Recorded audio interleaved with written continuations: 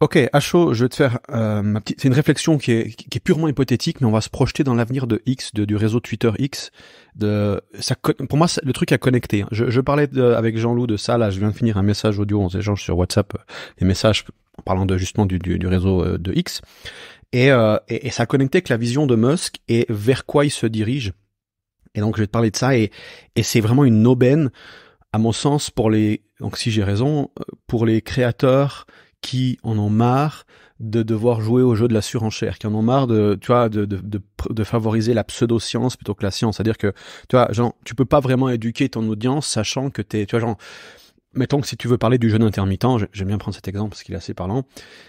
Si tu dis oui, alors ça fonctionne dans certains cas, mais pas dans d'autres, et ces machins, forcément, ça va être beaucoup moins attirant comme message que le jeûne intermittent, ça va faire de toi un super-héros. Tu vois ce que je veux dire? Et donc, du coup, t'es face à des gens qui te font qui sont dans l'éloquence, qui sont dans la grandiloquence, et toi, t'es là et t'essaies de partager des informations de qualité, et le problème, c'est que, la science, c'est moins intéressant, c'est plus nuancé, et c'est pas comme ça que ça marche. Donc, je te retrouve face à des gens qui racontent n'importe quoi.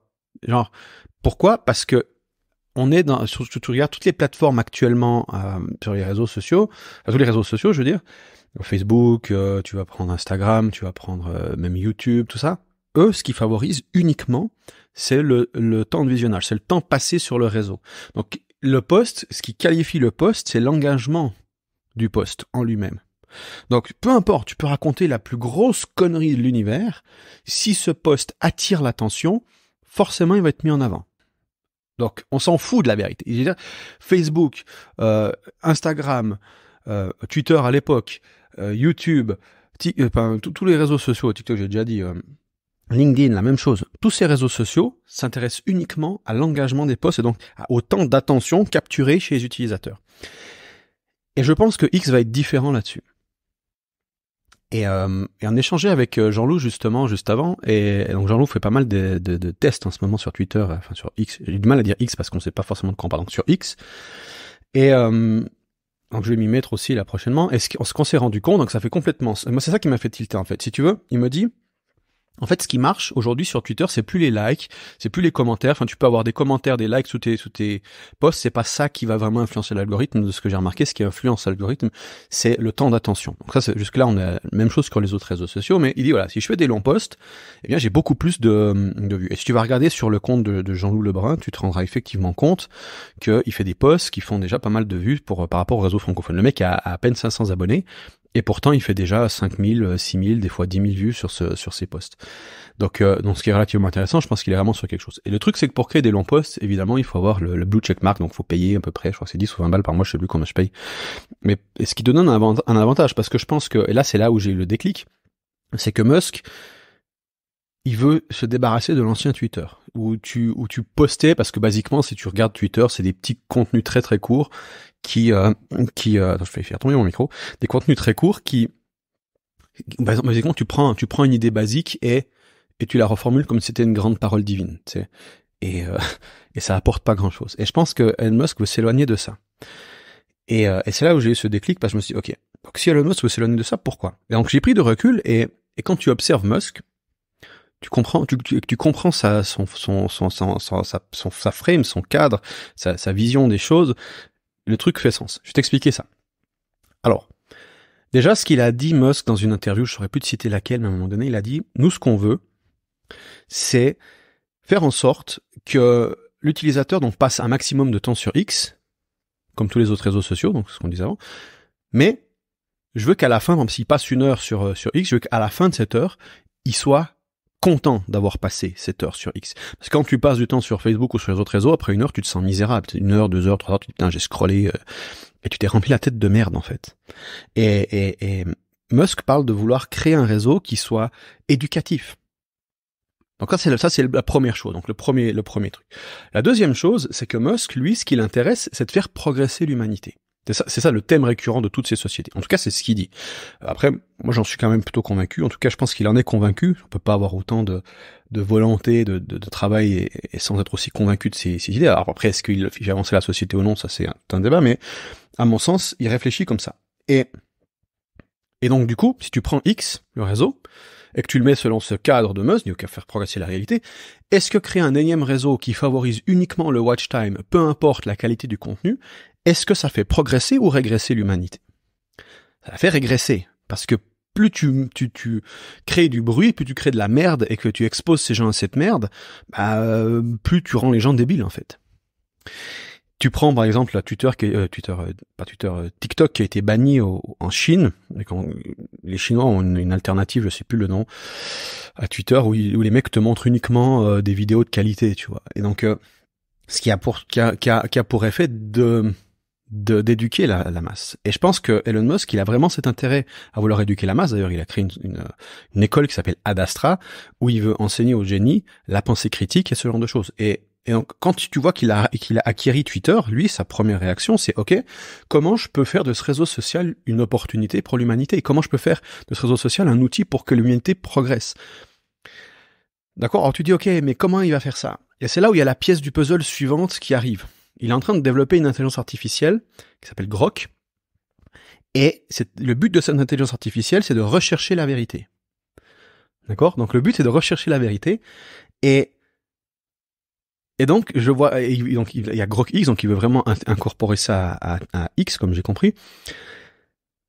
Et donc, je vois assez bien utiliser Grok comme algorithme pour donner un score à la véracité des posts. Et donc, on aurait l'algorithme de X qui serait, d'une part, est-ce que les personnes regardent le contenu? Et deuxième chose, quel est le niveau de bullshit du contenu?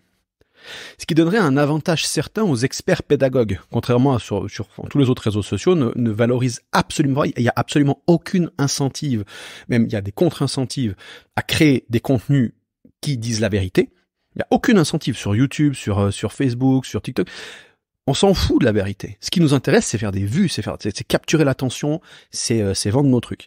Et donc, pour capturer l'attention, il faut juste du watch time. Donc, on s'en bat les couilles que ce soit vrai, que ce soit faux, que ce soit... Tu vois ce que je veux dire? Donc, je dis pas que c'est une bonne stratégie. Je dis juste que l'incentive incite à créer les contenus les plus sensationnels. De la même manière que les journaux vont créer des titres qui sont sensationnels juste pour attirer l'attention des lecteurs.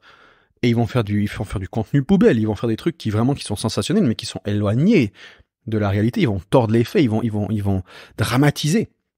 Et je pense vraiment que X va se démarquer là-dessus dans le sens où elle va offrir l'opportunité aux experts de créer des contenus qui se démarquent. Et donc sur la masse, tu vas avoir des experts qui vont créer des contenus qui seront pédagogues. J'aime bien penser à l'expert pédagogue comme c'est pas sorcier, tu vois. Alors c'est pas vraiment des experts en soi, Fred Desjamy, pour ceux qui ont suivi à l'époque avec le camion, c'est pas sorcier. Mais la manière dont c'est enseigné, on est proche, tu vois. Donc ils essaient de transmettre une vérité et ils le font d'une manière qui est éducative, qui est divertissante aussi. Et il y a une manière d'enseigner ça qui permet, tu vois, je veux dire, pour moi c'est pas sorcier, c'était une belle émission qui permettait d'aborder un sujet de manière superficielle, mais quand même d'avoir, tu sais, genre, comment fonctionne une centrale nucléaire? Ah ben tiens, on comprend qu'il y a des échanges thermiques. Ah, c'est intéressant, je savais pas, tu vois. Et je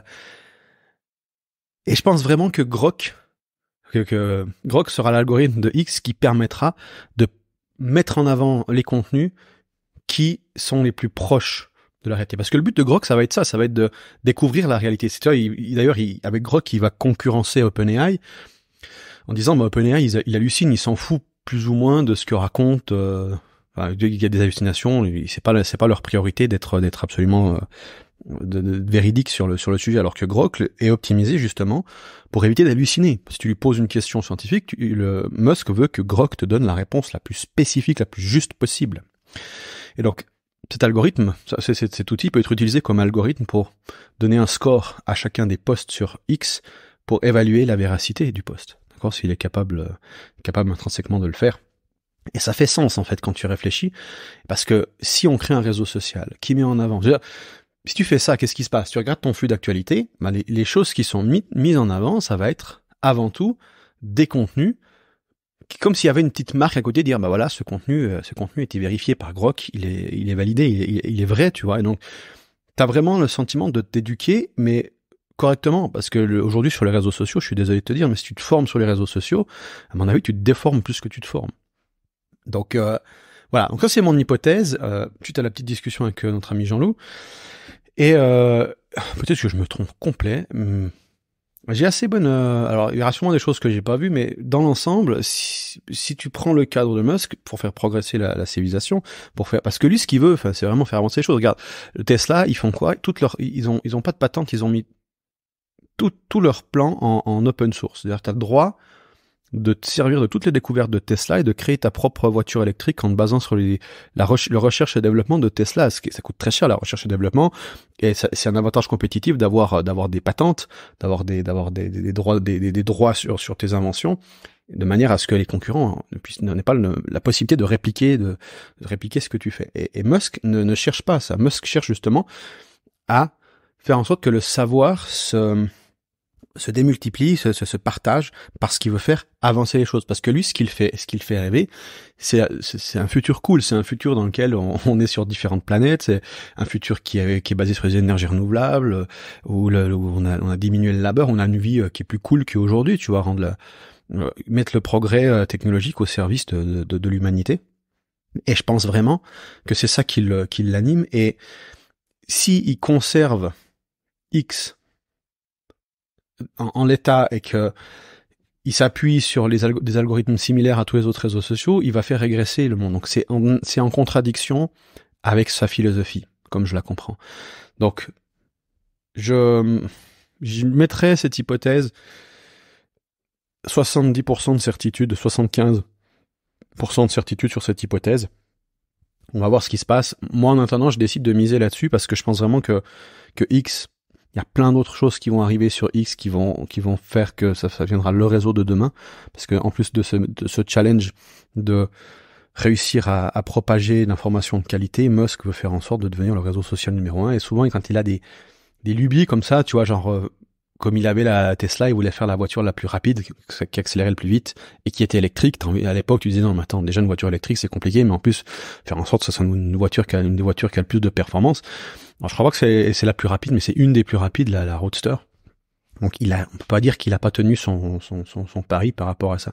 Et je pense vraiment qu'il a une vision vraiment similaire. C'est vraiment, il cherche l'impossible et il cherche à solutionner ça. Et je pense vraiment qu'il va aller dans cette direction. Je vois pas pourquoi il voudrait pas aller dans la direction de la vérité. Enfin, c'est ce qui fait Grok. Il veut progresser. Donc la vérité, c'est ce qui fait progresser l'humanité. Donc je vois pas. Alors peut-être sur l'application, comment il va le faire, il y a des choses que je vois pas, mais je comprendrais pas qu'il aille dans une autre direction. Donc voilà. Donc mon hypothèse, je dirais 75% de probabilité, 3/4, que ce soit ça, selon moi. Encore une fois, je peux me tromper, mais ce qui est intéressant, donc du coup, on peut se poser la question, c'est qu'est-ce que ça nous apporte en tant que créateur? Eh bien, la question, c'est que si toi, t'en as marre des créateurs qui racontent n'importe quoi, qui ont pas vraiment d'expertise et qui veulent juste vendre et qui sont prêts à raconter toutes les salades du monde pour vendre, donc t'es face à eux, c'est difficile d'utiliser la vérité pour vendre quand eux utilisent des stratagèmes peu scrupuleux. Donc si tu es dans ce cas de figure, bah aller sur X te permettra de vraiment exprimer ton expertise et d'être mis en avant par rapport à ceux qui racontent des salades. Et donc ça, c'est l'avantage en tant que créateur, et l'avantage en tant que consommateur du réseau, c'est que tu es face à un feu d'actualité d'une valeur qui est incommensurablement plus élevée. Ce qui va aussi attirer un type de public différent. Ça sera plutôt un réseau utile, tu vois, plus qu'un réseau de divertissement. Je pense que X, parce qu'il dit dire everything app, il dit donc l'app qui va tout faire.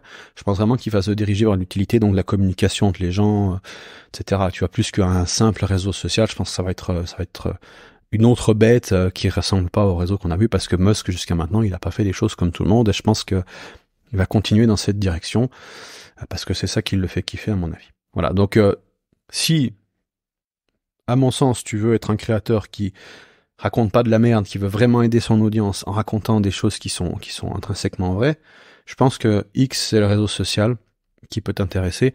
Et on voit d'ailleurs, on va terminer là-dessus, je disais, Jean-Loup, il a constaté que les longs posts attirent beaucoup plus d'engagement que les posts courts.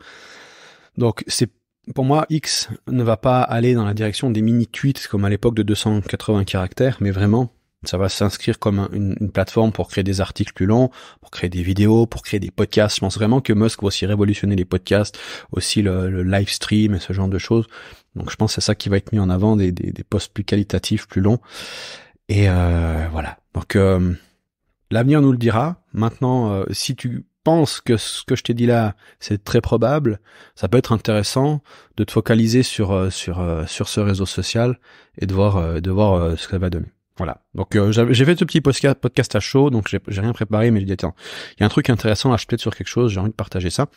Donc j'espère que ça t'a amené à ta propre réflexion. Encore une fois, ne me crois pas sur parole, moi-même j'en suis pas certain, mais j'ai bon espoir, et en tout cas j'aimerais bien que ça aille dans cette direction, parce que moi je suis le premier à vouloir créer des contenus plus qualitatifs et avoir aussi un réseau social éventuellement qui me challenge en me disant attends, là, ce que tu racontes là, c'est peut-être pas tout à fait vrai, parce qu'il y a ça qui vient contredire ce que tu... Et du coup ça me permet de mettre à jour mes modèles de la réalité et donc de prendre de meilleures décisions. Voilà, je te souhaite une magnifique journée, on se retrouve dans un prochain podcast, salut.